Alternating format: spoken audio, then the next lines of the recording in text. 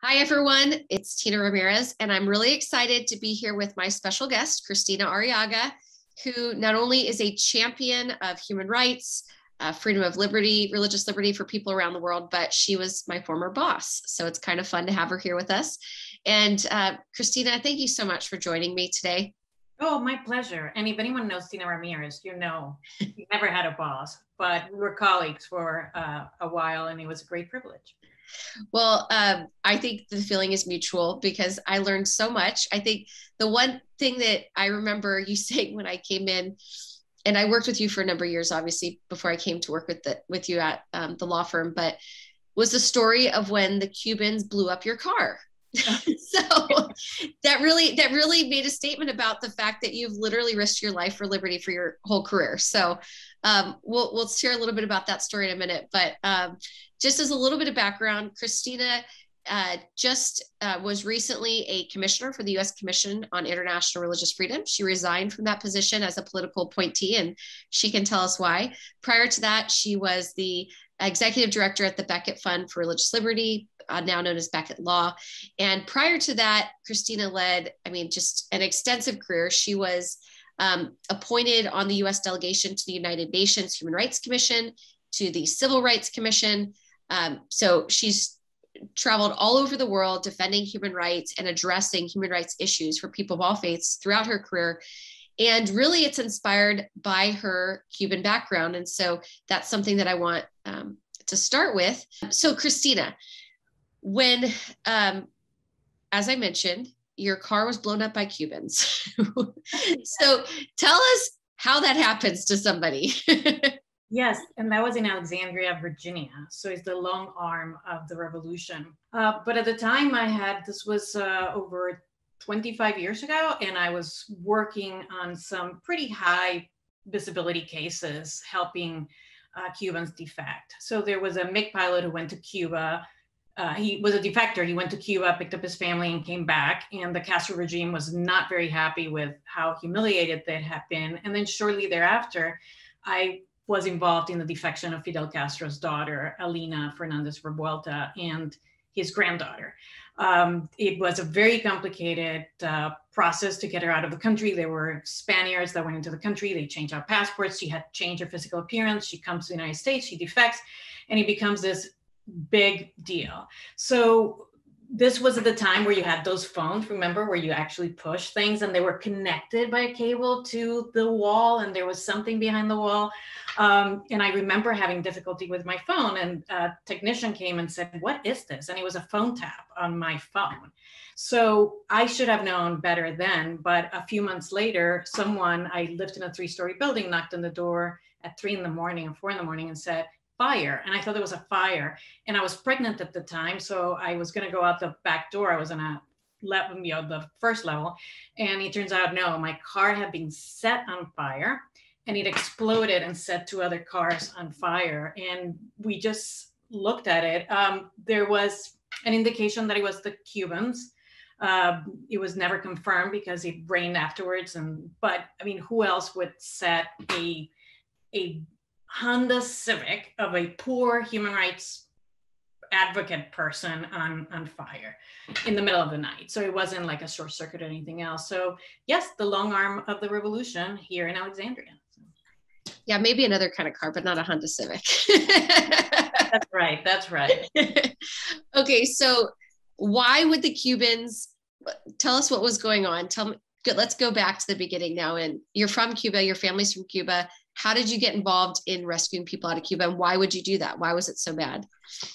Yeah, I grew up in a household of exiles. My mother was German. She had been in a concentration camp in Germany. She migrated to Cuba, and my father was Cuban, and they were young at the time. They were 10 years apart. They were just dating.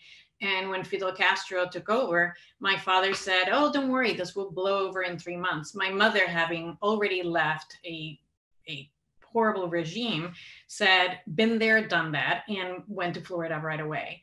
Unfortunately, my father's best friend, who was his lawyer, was arrested, spent 17 years in prison. He was tortured in ways that are unimaginable. There were tens of thousands of men and boys and women who were murdered as soon as Fidel Castro took over. But the West had this love affair with Fidel Castro, including Barbara Walters, who went and interviewed him. And there was my dad, who at 30 years old was a rich man, and he left absolutely everything behind in Cuba and came to Florida. And then we eventually moved to Puerto Rico, where we were rich people temporarily without any cash.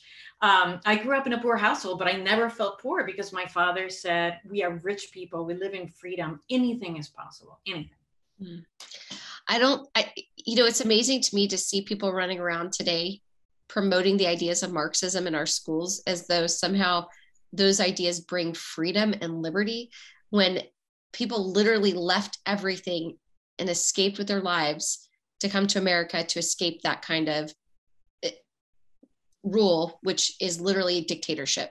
So when Fidel first came in, he pretended like, oh, it's going to be great. Everybody thought it was going to be peaceful, but he started shutting down anyone who dissented. Talk a little bit more about that. Sure. I always say everything you need to learn about good communications campaign, you could learn by watching Fidel Castro.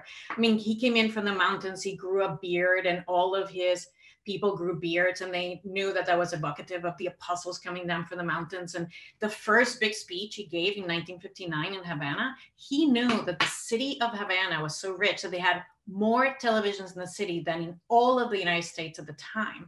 So he gave a speech that lasted over an hour. And during the speech, a dove landed on his shoulder and stayed there for over an hour. And the dove landed on the podium. And there were a lot of Catholics in Cuba, which of course saw that as an anointing, but there was also a syncretic religion that still exists there called Santeria, as a mix of Christianity and a religion from Nigeria. I'm sorry? Yes. Yes. And a religion from Nigeria. And the dove in Santeria also represented a kind of anointing. So when people left the speech, some of them said they felt they had gone to mass. They felt that there was a supernatural experience. So he distracted the Cuban people. And while he was doing that, he immediately assassinated hundreds of political people that were occupying political posts. He immediately got rid of the judiciary. And within 12 months, all the books, from math to science to everything else in school, was F is for Fidel, M is for the motherland. 2 tons of dynamite plus 3 tons of dynamite can blow up what city in the United States? I mean, everything became a source of propaganda. And people left in hundreds of thousands of Cubans recognized what was going on and left in droves. But there wasn't a corner of Cuba that was not invaded by this whole idea. He killed or kicked out of the country all of the religious leaders. And within 5 years, the people that were left behind were essentially starving and enduring the kind of regime that no one else should have to live in. You mentioned earlier Americans that like to talk about Marxism. That's funny because I don't see any of those people trying to get into any of those countries legally or illegally. I mean, it's very comfortable to be a backseat communist. I mean, the ideas are great. Everyone's the same. All of the money is distributed, but that is. But the reality is, it comes off of the backs of people like your family. Yes. Who were literally tortured, interrogated, and had it stolen from so that it can be given to everyone else. Right. Yeah. I was with a student of mine from over 20 years ago when I was a teacher. And I guess she was my student on 9/11. And I had forgotten that I had given them a essay to write, and then had them go and present. The winning student presented it to a group of veterans. And the essay was called "Is Freedom Really Free?" Mm-hmm. And so that was over 20 years ago. And she's like, "Tina, do you remember that?" I'm like, gosh, I kind of forgot, but I remembered a little bit of it when she had talked about it. But she said, that really that inspired me. And I thought, well, good, because that's what students should be learning, is the price and the cost of freedom, that it's not free, that somebody paid for it, and that we constantly pay for it, because if you don't fight for it, you lose it. So tell me a little bit about growing up in that household, what that taught you. I mean, how you became the person that you are today because of that. Yeah, we were very lucky. My mother and father, we would sit down at the table every single day. We would talk about politics. We would talk about religion, all those topics that you're not supposed to talk about. And I didn't know when I first went to college and I would talk about those topics and people would look the other way or be uncomfortable. I had no idea. I'm like, what do people talk about if it's not precisely those important topics? We participated in our democracy. And initially my parents were really scared because they didn't know that in Puerto Rico, they would enjoy the freedoms that they did. My father worked 7 days a week. He never allowed us to complain about absolutely anything. He paid for all of us to go through school. And later on, years later, I found out that sometimes my mother wouldn't even have butter and pasta to make for us for dinner. So a next door neighbor that none of the houses were locked would go into the house and said, I left you something. And she would leave bread and a pound of butter and pasta for us. But we never lacked for anything. We never felt poor. We all worked hard and we knew that we were not rich, but the value of freedom was such that we were able to give up, not to give up everything else. I was going to say that, but none of it mattered. I remember my mother getting in the morning and I would hear her yelling, thank God, because there was water and it was hot water. So half the time we didn't have water and she had hot water. It was like the added bonus of it was very hot in Puerto Rico. So we slept with the windows open, but we all went through 12 years of private schooling, and our mission was to get good grades and to get an education, because my father always said, no one can take what's in your mind or in your heart. No one can take your education. No one can take your values. No one can take what you believe. No one in the United States will ever question this. And that's all you need to succeed in life, to be educated and to work hard. And sure enough, my brother, my sister, and I, all three of us, have been successful in our professional careers and in our families, thanks to my father's work ethic. Well, I'm sure that they're both extremely proud of everything that you've done and just the legacy that you're leaving behind, especially for fighting for Cuban freedom as well, and freedom all over the world. In no other country would a woman from a Cuban family with an accent could succeed like I can in this country. In other countries, you never belong unless you are of a certain old family or a certain village. I mean, the American story is unique in the world, that anyone can really be successful, regardless of where they come from.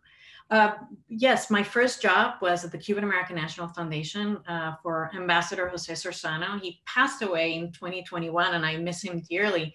Oh. And he, like my father, was extraordinarily demanding. In fact, I used to lock myself in the bathroom to cry on a regular basis, but I was so grateful to him that he taught me to be tough. And he always said, you're a Hispanic woman, you will have to arrive, you'll have to be the first one to arrive, you'll have to be the last one to leave, and you'll always have to work harder than the other people. And so what? You're in this free country. So he himself had started, without speaking English, mopping the floor of the nearby Marriott Hotel. And he went on to become a United States ambassador under Jeane Kirkpatrick at the time. So my assignment was to ensure that a man who has spent 23 years in prison in Cuba, Armando Valladeres, would sign all these books for members of Congress.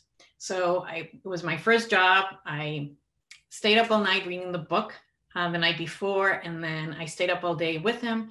And a stroke of good luck, I was 24 years old. And he called me the next day and said, my interpreter got sick. Can you interpret for me? Of course, I'm 24 and I think I can do anything. I would have been so intimidated now. And I went to the Department of State and translated for him. And then I eventually was his interpreter when he met with Ronald Reagan. And he was meeting with, and I thought, well, I live in Washington, I'm 24, I'm Cuban American, I met my parents' hero, Ronald Reagan. This is completely normal. Now looking back, I'm glad I was not nervous.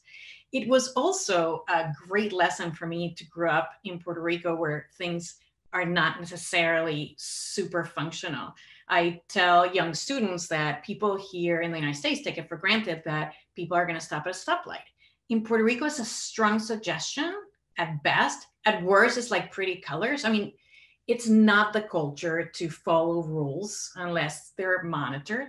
And as a result, I think that Puerto Ricans and Cubans who live in Puerto Rico are really ingenious about doing certain things. So one of the times I translated for Armando Valladeres, there was a huge snowstorm in Washington, D.C., and there were no cabs. And this is before the era of Uber. But I spotted a FedEx truck and I convinced him to let us ride on top of the packages all the way to the Department of State. And I barely knew this man. We became good friends later on and worked together for years, but I'm holding the hand of this man and the wall. So there are no seats in the back. So we were sitting on top of packages and we were wobbling all the way to the Department of State. But it didn't strike me as extraordinary that you do what you have to do to get to the places where you have to go. He had just, he had released from prison only a few years before. He had been in prison at 23. He was a poet. And he worked at the postal office during the day and wrote poetry and was an artist at night. And the Cuban government wanted to put a sticker on his desk that said, "I am with Fidel," and he refused. And he spent 23 years in prison, 6 years in solitary confinement, naked. And his roommate, when he was in solitary confinement, had a visitor, his daughter. And Armando fell in love with her. Her name is Martha. And she smuggled his poetry out of prison, which led to the eventual publication of his collection of poetry in France. And he won the PEN Award, which is a prestigious award. It's like the Pulitzer for poets.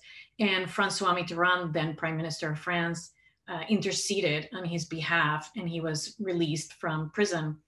The Castro government thought that because he had been tortured, and in fact, he had been in a wheelchair for some time, he forgot how to walk, he lost his sight for a while. He was on 16 hunger strike. He was never able to have kids.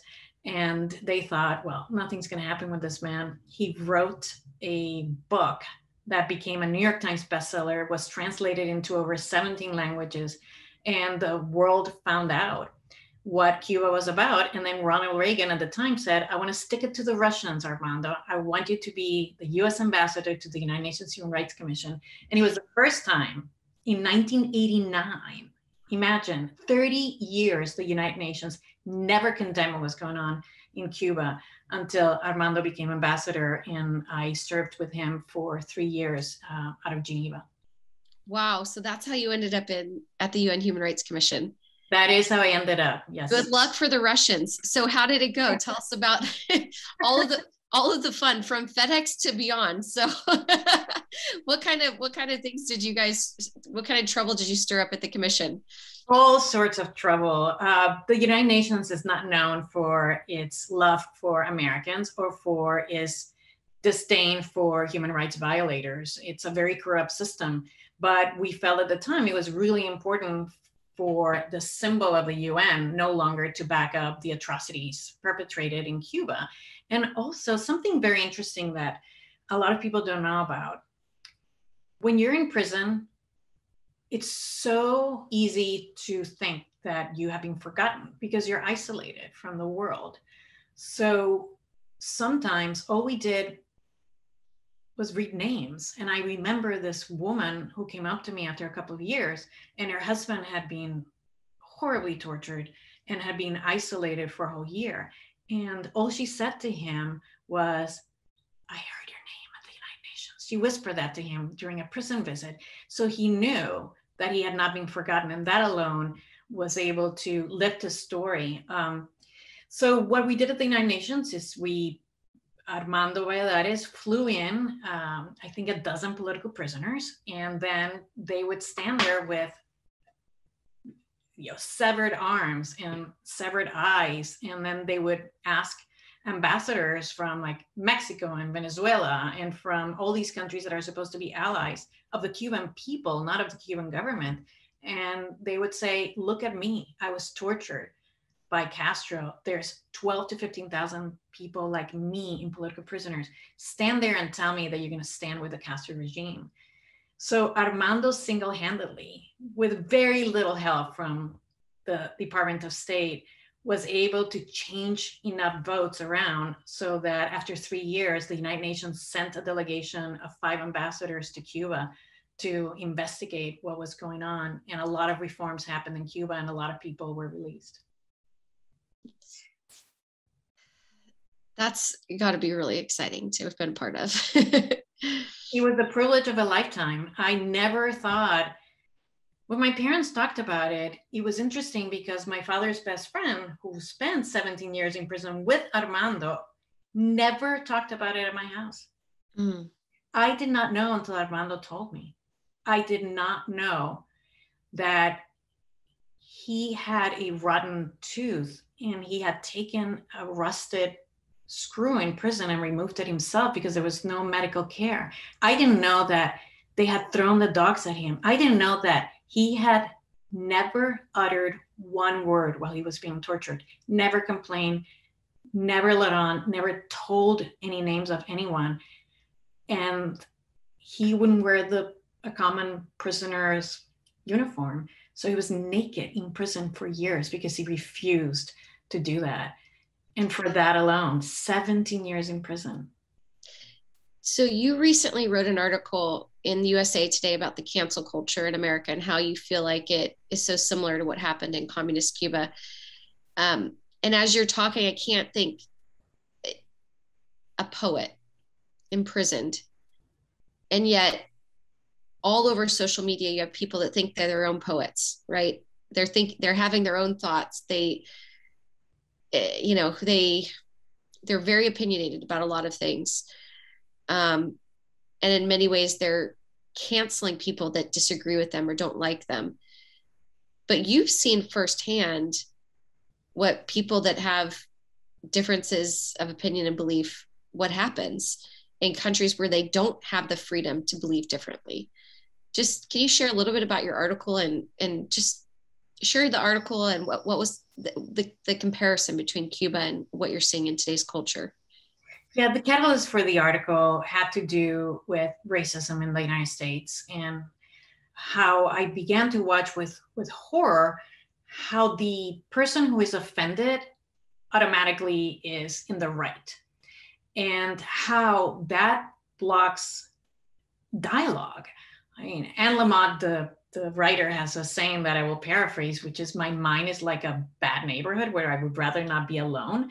And we're creating these isolated people who believe what they think. How dangerous is it? If I believed everything I thought, my life would not be very good. And I would never have the opportunity to improve. I want that friend who tells me you look fat in that dress. I want that friend who tells me you're wrong. I want that friend who tells me what you did was not right. And I want the opportunity to fail because it's the only way to succeed. And I want the opportunity to be able to repent and be forgiven and forgive others. All of that goes away with cancel culture. In Cuba, the cancel culture means your death.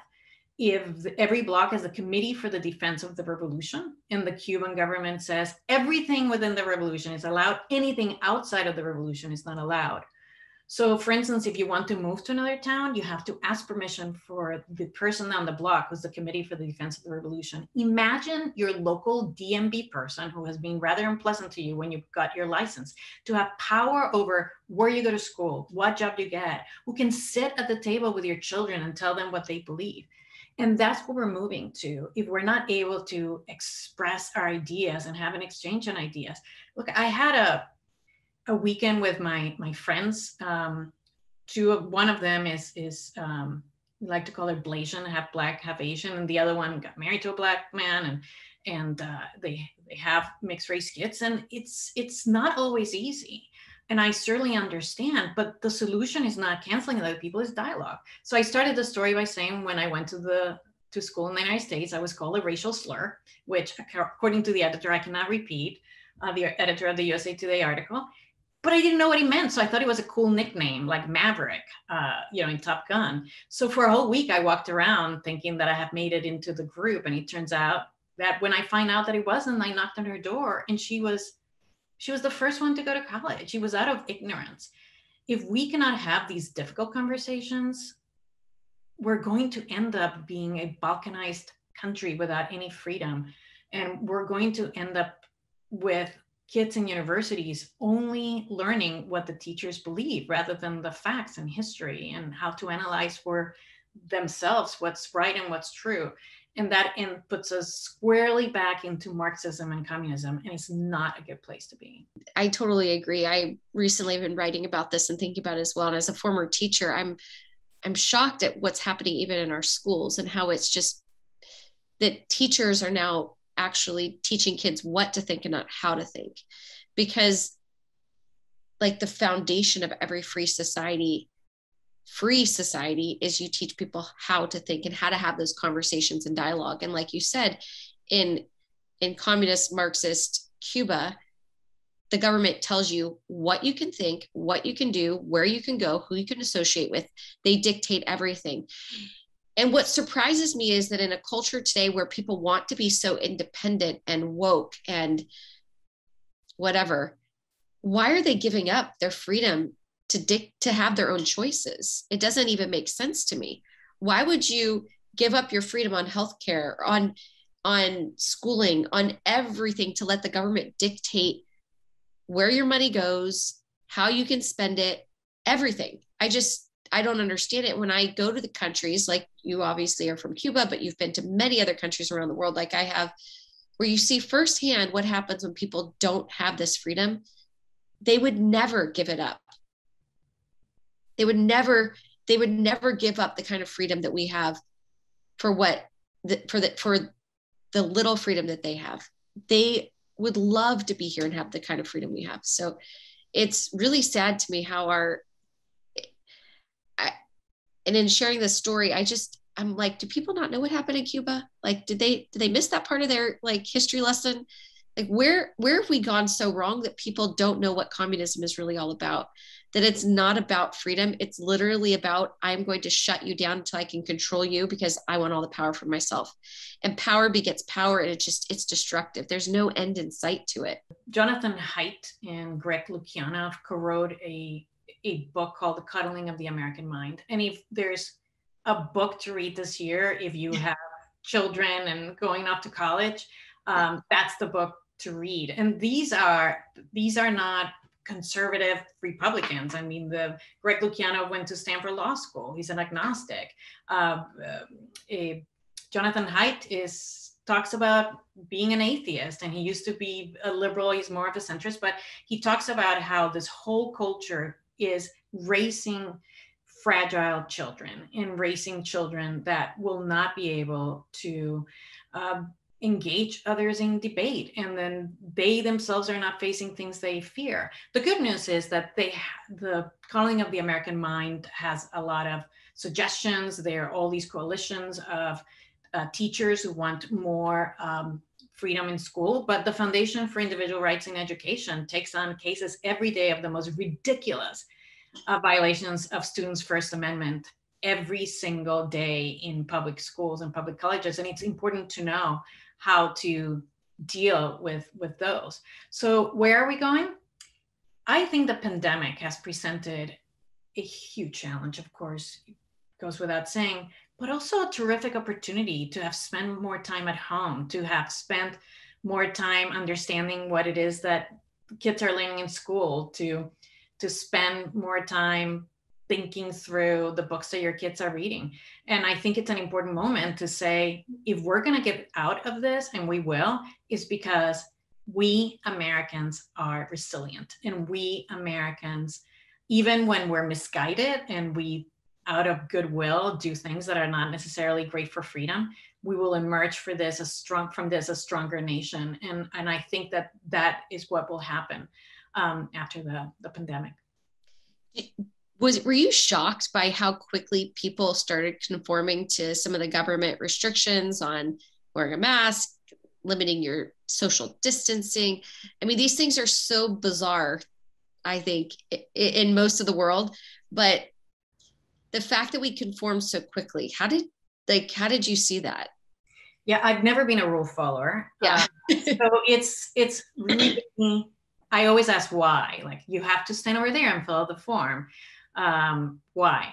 You have to do it with a blue pen. Why? Because every little bit of taking my agency away means that they're taking something that belongs to me. And the government exists to protect my rights, not to take them away. And that bureaucrat is in charge of protecting my rights, not taking any more away.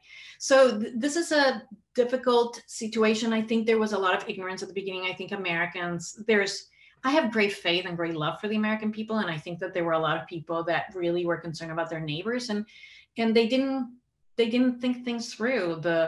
I think our Supreme Court has done a terrific job at making sure that essential services doesn't only mean that nice restaurant on the street that makes us juicy hamburgers, but it also means being able to worship and being able to figure out ways to be safe. But also, I think 10 years from now, our children will laugh at how many things we did that had absolutely nothing to do with the spread of the virus. And we'll see through other countries and how they fared, and then city to city, right? We have these rights and things in place so that even in the midst of a crisis, they're not taken away.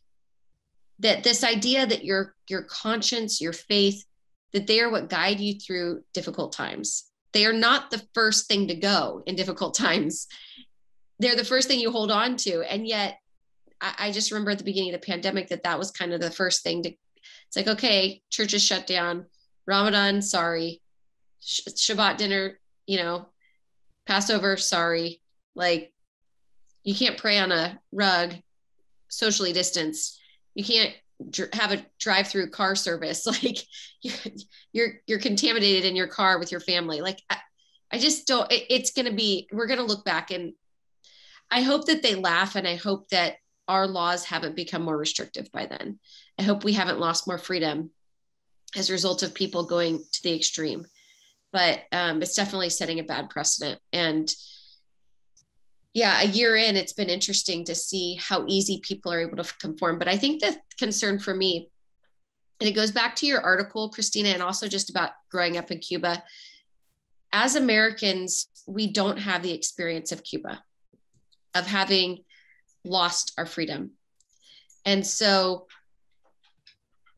I think that it's a lot harder to know what we're at risk of losing. And having worked in the space of both domestic religious freedom issues and global religious freedom issues, that sometimes it can be hard to help Americans understand what's at risk here. Look, religious freedom is the ability to live according to your deeply held convictions, whether that takes you to organized religion or no religion at all. Regrettably, the phrase religious freedom has been tainted in our political climate, and we need to recover that. Unfortunately, we are at an all-time low for church attendance, even though religious belief has increased all over the world, and so has the suppression of people's religious belief. We are in a place where we need to regain our understanding of our conscience rights, our rights that our founding fathers would have died for. When they signed that Declaration of Independence, they were signing their death sentence. And this was not long ago. And you and I have seen people who have been beheaded and imprisoned and tortured for just being able to say, I believe in God, or I don't believe in God. Or being a poet. Literally for social media. I mean, look at Raif Badawi in Saudi Arabia, or I think of Kareem Abdul-Amer, the blogger in Egypt, that, it's amazing to me that the very art that people are using to attack and cancel people here is what people are imprisoned and shut down for around the rest of the world. They would die for the kind of freedoms we have. And so for people to take those freedoms and to abuse them, to attack and cancel others, maybe they need to take a trip to Saudi Arabia or to Myanmar right now, or to countries, North Korea, where, one of the young men that was one of the congressman's constituents where I worked for was literally tortured to the point where he will never have children again either. All because he wanted to just go and see people in North Korea. I mean, the freedoms that we have here, we cannot take for granted. I think that's really the bottom line. but we so easily do. So tell me, how do you try to convince your own children to value these freedoms? Many Americans, perhaps including my children, believe that laws are what protect us. So it'll be interesting for the audience to know that Article 67 or 68 of the North Korean Constitution protects all freedom of expression. This is the same country where if you don't cry loudly enough for the death of a government official, you can go to prison. It is a culture of free expression. It is a culture of religious freedom that gives us a strong First Amendment, not the other way around. So we need to make sure that our culture is strongly protecting our freedom in order for the laws to follow. Mm-hmm. So we talked earlier about rule followers. I think that it's fabulous that we live in a country of the rule of law, but that's not what makes us a free country. It's about the people that will stop at a stop sign, even if there's not a police officer, or at a stop light, or people that will preserve their neighbor's ability to put a sign for a politician that they don't agree with. Until we do that for each other, for our neighbors locally, we will not have real freedom. A lot of people also think that things end up in Washington, D.C., and that's where change happens. Change happens in your own neighborhoods. And I would never trust the government to be in charge of giving us more freedom. On the contrary, the government, even though it's supposed to protect our freedom, it's oftentimes the perpetrator of violations of our freedoms. Well, and what most people don't know about human rights as a body of law is that human rights are the protection of individuals against the power of their own governments. So human rights are the most bizarre field because they literally are agreements that governments sign with one another that they can be held accountable for how they treat their people. So, okay, tell me about now, let's turn to, you were appointed to the commission, but you've seen government bureaucracy at its best for many years. So tell me some of the examples in working, whether it's at the U.S. Commission on Religious Freedom or elsewhere. How hard is it to get through the government quagmire to actually stand up and defend the rights of others? Well, that's why I love Tina Ramirez, because she's feisty, and a no from the government is an invitation to find out how you can make it into a yes, right? And I can only illustrate it, if you don't mind, by telling you the story of Andrew Brunson, which you may know a lot about. But Andrew Brunson was an American being held in Turkey. He had lived in Turkey for 23 years, and he was in prison because he was a pastor. So I am supposed to, representing the commission, the United States Commission on International Religious Freedom, go to Turkey. And I go to the Department of State to receive a briefing. No one mentions Andrew Brunson. No one says anything about an American being in prison. And in the hallway, on my way out of the Department of State, where I'm supposed to be briefed about the religious freedom situation in Turkey, I run into a colleague who says, "What are you going to be doing about Andrew Brunson?" And I said, "Who's Andrew Brunson?" He had been in prison already for almost a year. There had been no charges filed. So I turned around and went back and said, "I want to see this prisoner, Andrew Brunson." And the answer, of course, was no. No, he's an American. No, he's not in prison because he's a pastor. I'm like, he's not a dentist. So why else would he be in prison? So it was a fight to the hour, every single hour while I was in Turkey. I'm like, did we get permission to see Andrew Brunson? Did we get permission to see Andrew Brunson? And finally, I think they were sick of me and my colleague, Sandy Jolly. And we went to his high security prison. We were the first Americans to see him, except for his wife and the embassy personnel. But even then, the bureaucrats at the Department of State were like, he's not in prison because of his religion. This is not a religious freedom case. They didn't want me to advocate for him. I came back to the United States. I was going to testify before Congress. And I said, I want to talk about Andrew Brunson. I want to adopt him. And people at the commission said, we do international religious freedom. We don't advocate for Americans, which is, can you imagine? I mean, we always think that traveling with that passport means the embassy will come to help us. And that's not true anymore. Well, so let's go back a bit. So the International Religious Freedom Act, 1998, we're like what, 25 years in now or 30 years in now. I mean, 30 plus years ago, we signed legislation that means every foreign service officer needs to understand our American commitment to the freedom of religion, of belief. And when you work in an embassy around the world, you need to build relationships, be aware of what's happening, help mitigate challenges, because the U.S. Commission on International Religious Freedom, of which you are a commissioner, will issue policy recommendations based on, hey, if the government is headed in the wrong direction, we're going to either issue sanctions or we need to have some kind of positive reinforcement, because to us as a country, we understand that this freedom is really the foundation of so many other freedoms, the freedom of conscience.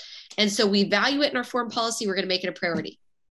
You interact with the State Department, as I've interacted in many embassies around the world, and they don't care.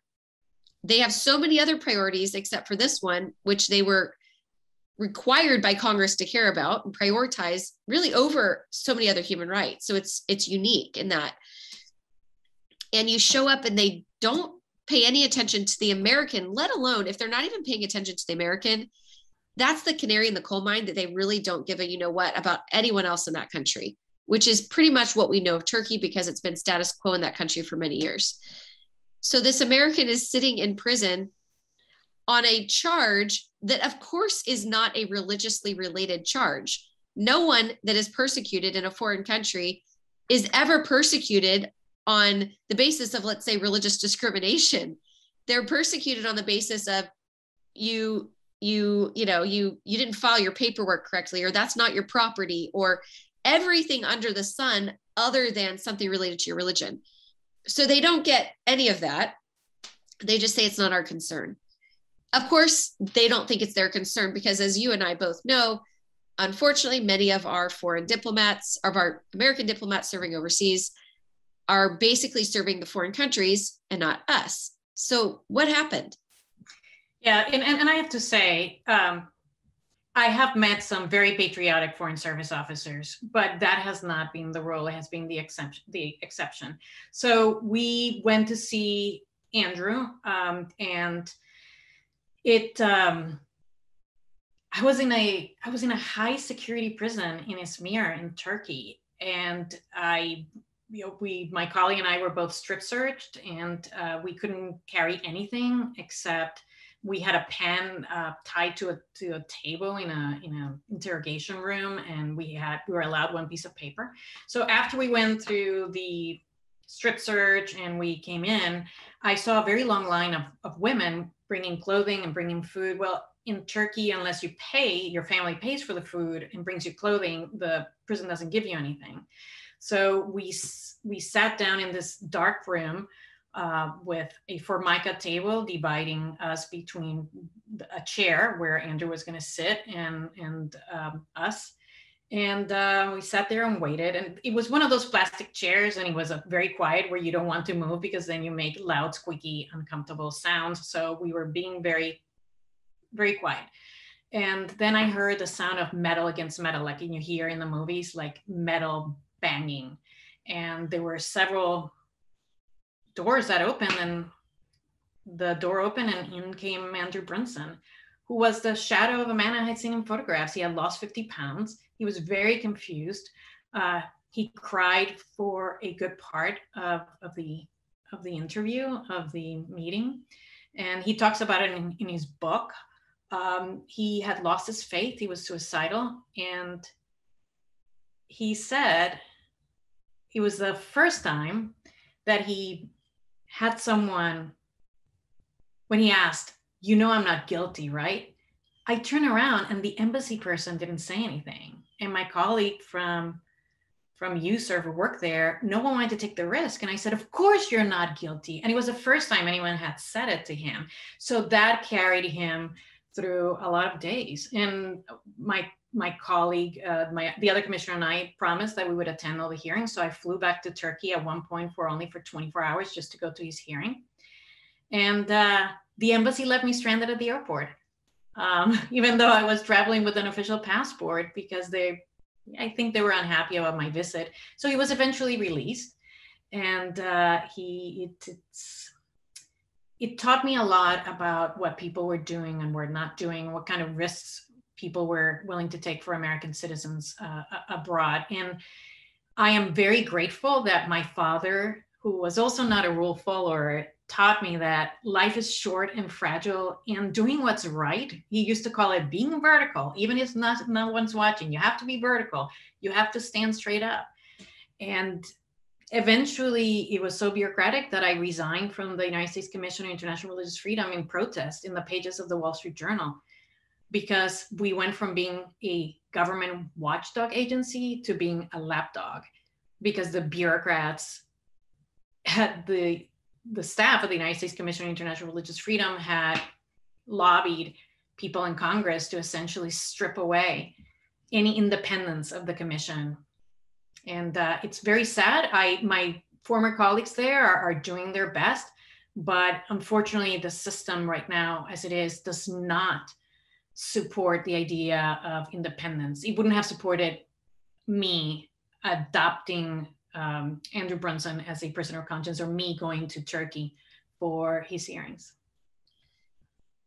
Kristina, it's really sad, because if we don't have this value within our own country for our own people, which has kind of been, a theme of everything we've shared so far, how can we then even go and advocate for it around the world? And when you and I have seen what happens when we lose so much freedom, how people are just dying to just be known, to have their name referred to at the United Nations, to know that they're not forgotten, and that's what holds them and keeps them, to be able to have their faith in prison and hold on to some kind of glimmer of hope that all is not lost. And when we can so dismiss that and laugh at it, and not have diplomats that just don't even care, like, where have we gone as a nation? And I think that's why for you to have grown up for your parents to have been Cuban, to have grown up with that mindset of how much freedom has been lost, for your dad to say, you stand up straight and you fight. Thank God for people like you that will do that and will not follow the straight and narrow, that will not conform. And we need more people that are willing to be like that in our society, especially today, especially in this past year, where everybody is so willing to conform without asking the why and the hard questions, so willing to cancel one another without asking, why am I so easily offended? Or why am I okay with people being shut down just because they have a different opinion? What happens to a society when those things happen? You and I have seen what happens. I don't want that. So I'll never be a rule. I'll be a rule breaker till I die because of that, because that's not the kind of society I want for anyone, anywhere in the world. But I hope that people that listen to this really think about what's happening in our own country and why they have to change in our government, in our society, in our community, at every level, because it's not working. We're a nation founded by troublemakers. And Alexis Tocqueville, right, when he wrote about this country, it's like, at the time, we did not rely on governments. It was all networks of volunteers who were driven by their interests. This country, unlike many other countries, I have yet to see a country that gives so much of their time and personal money to homeless shelters, to food, to make sure that people don't suffer from lack of food, to people who may be having a hard time, to foreign humanitarian aid.